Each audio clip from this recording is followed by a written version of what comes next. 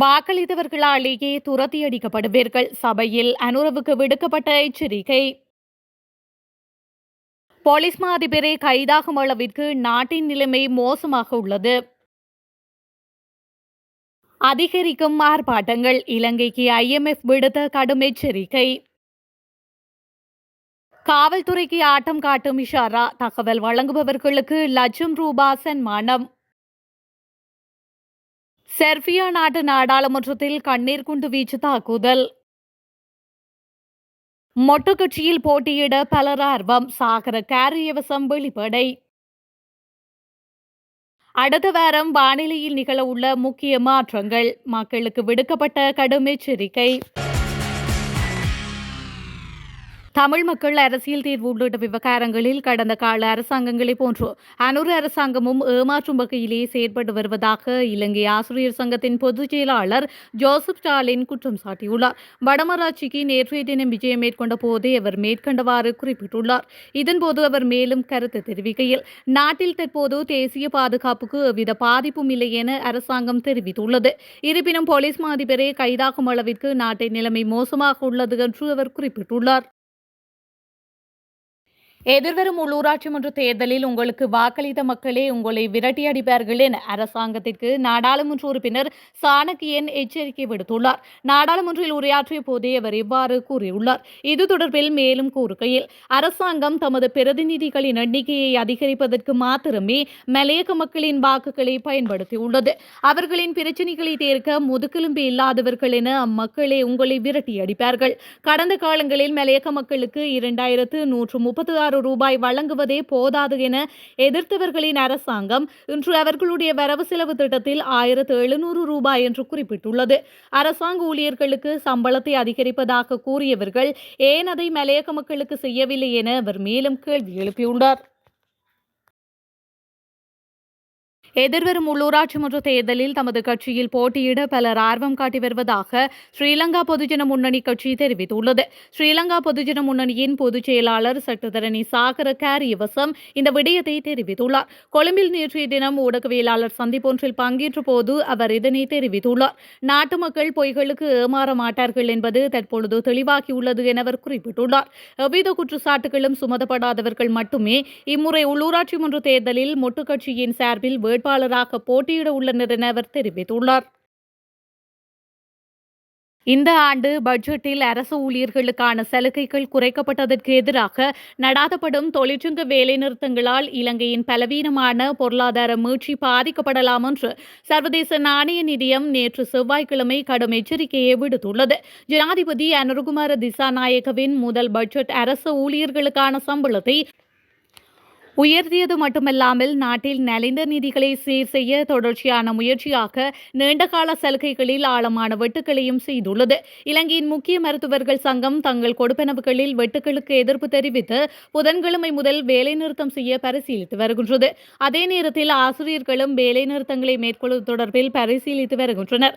IMF குழு தலைவர் Peter ஃப்ரூயர் இந்த பட்ஜெட் இலங்கையின் சிக்கன திட்டத்திற்கான கடைசி பெரிய உந்துதல் என்றும் இது தொடர்பில் அனைவரும் தியாகம் செய்ய வேண்டும் எனவும் தெரிவித்துள்ளார். சீர்திருத்தங்களுடன் ஒட்டிக்கொள்வது இலங்கையின் நிலைத்தன்மையை உறுதி செய்வதற்கான சிறந்த வழி என்று ஃப்ரூயர் செய்தியாளர்களிடம் கூறியுள்ளார். இலங்கையில் உள்ள அனைவரும் அதை அங்கீகரிப்பது முக்கியம் என்று நான் நினைக்கின்றேன் என்று அவர் கூறியுள்ளார்.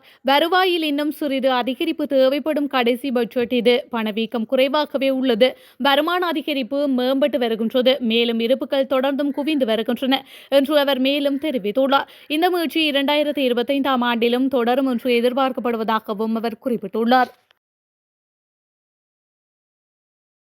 கனேமுல்ல சஞ்சீவ கொலை செய்யப்பட்ட சம்பவத்திற்கு உதவிய முக்கிய சந்தேக நபரான இஷாரா செவந்தி தொடர்பில் தகவல் வழங்குபவர்களுக்கு முன்னர் அறிவிக்கப்பட்ட பரிசு தொகையை அதிகரித்துள்ளதாக காவல்துறை தெரிவித்துள்ளது. அதன்படி ரூபாய் 10 லட்சமாக இருந்த பரிசு தொகை தற்பொழுது ரூபாய் 12 லட்சமாக அதிகரிக்கப்பட்டுள்ளது. மேலும் தகவல் வழங்குபவர்களின் ரகசியத்தன்மையை பாதுகாப்பதாக காவல்துறையினர் தெரிவித்துள்ளனர். இஷாரா செவந்தி தொடர்பில் ஏதேனும் தகவல் தெரிந்திருந்தால் அதனை அறியப்படுத்துவதற்கு பின்வரும் தொலைபேசி எண்களை தொடர்பு கொள்ளுமாறும் தெரிவிக்கப்பட்டுள்ளது. பணிப்பாளர், கொழும்பு குற்றவியல் பிரிவு 0718591727. கொழும்பு குற்றவியல் பிரிவின் கட்டளை தளபதி 0718591735. எதிர்வரும் 9/3/2025 முதல் 14/3/2025 திகதி வரை வடக்கு மற்றும் கிழக்கு மாகாணங்களின் பல பகுதிகளுக்கு மிதமான முதல் கனமானது வரை மழை பெய்ய வாய்ப்புள்ளது என தெரிவிக்கப்பட்டுள்ளது. வடக்கு மற்றும் கிழக்கு மாகாணங்களின் மார்ச் மாத மழை வீழ்ச்சியானது அயனடை ஒருங்கல் வலய செயற்பாட்டினால் தூண்டப்பட்ட மேற்காவிகை செயன்முறை மூலம் கிடைப்பதனால் பரவலான இடிமின்னல் நிகழ்வுகளுடன் இணைந்ததாகவே இம்மழை கிடைக்கும். எனவே மக்கள் குறித்த காலகட்டத்தில் இடியுடன் கூடிய மழை பெய்யும் வேளைகளில் அப்பிரதேசங்களில் மின்னல் தாக்கங்களினால் ஏற்படக்கூடிய பாதிப்புகளை குறைத்துக் கொள்ள தேவையான முன்னெச்சரிக்கை நடவடிக்கைகளை எடுத்துக் கொள்ளுமாறு பொதுமக்கள் அறிவுறுத்தப்படுகின்றார்கள். வடக்கு மற்றும் கிழக்கு மாகாணங்களில் சில பகுதிகளில் காலப்போக நெல், சிறுதானியம் மற்றும் வெங்காயம், புகையிலை போன்ற பணப்பயிர்களின் அறுவடை காலமாக இது இருப்பதன் காரணமாக மேற்குறிப்பிட்ட நாட்களை கருத்தில் கொண்டு தமது அறுவடை செயற்பாடுகளை மேற்கொள்வது சிறந்தது என கூறப்பட்டுள்ளது. அதேவேளை வடக்கு மற்றும் கிழக்கு மாகாணங்களின் பல பாடசாலைகளின் விளையாட்டுப் போட்டிகளையும் மேற்குறிப்பிட்ட நாட்களை கருத்தில் கொண்டு திட்டமிடலாம் என அறிவுறுத்தப்பட்டுள்ளது. செர்பியா நாட்டு நாடாளுமன்றத்தில் எதிர்க்கட்சியினர் கண்ணீர் குண்டுகள், புகைக்குண்டுகளை வீசியதால் 3 எம்பிக்கள் காயமடைந்ததாக அந்த நாட்டு ஊடகங்கள் செய்தி வெளியிட்டுள்ளன.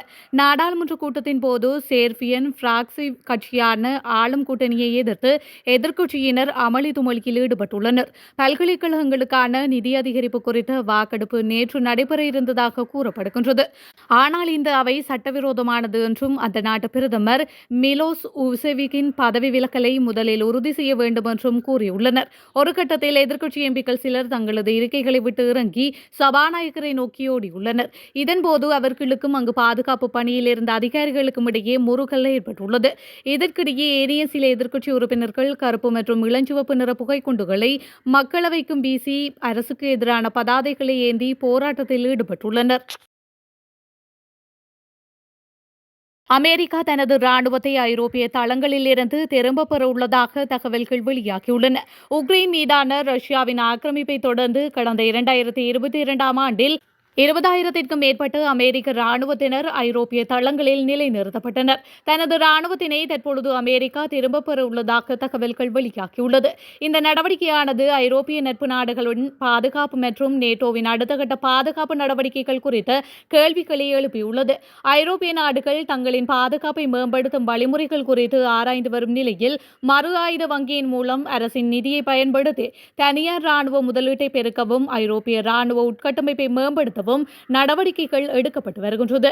மேலும் உக்ரைனுடன் அமெரிக்காவிற்கு ஏற்பட்டுள்ள மோதல் காரணமாக படைகளை திரும்பப் பெறுவதாக சொல்லப்பட்டாலும் இந்தோ பசிபிக் பிராந்தியத்தில் சீனாவின் ஆதிக்கம் வளர்ந்து வரும் நிலையில் அதற்கான ஆயத்தமாக அமெரிக்க ராணுவ பலத்தை பெருக்க முடிவு செய்துள்ளதாகவும் கூறப்படுகின்றது.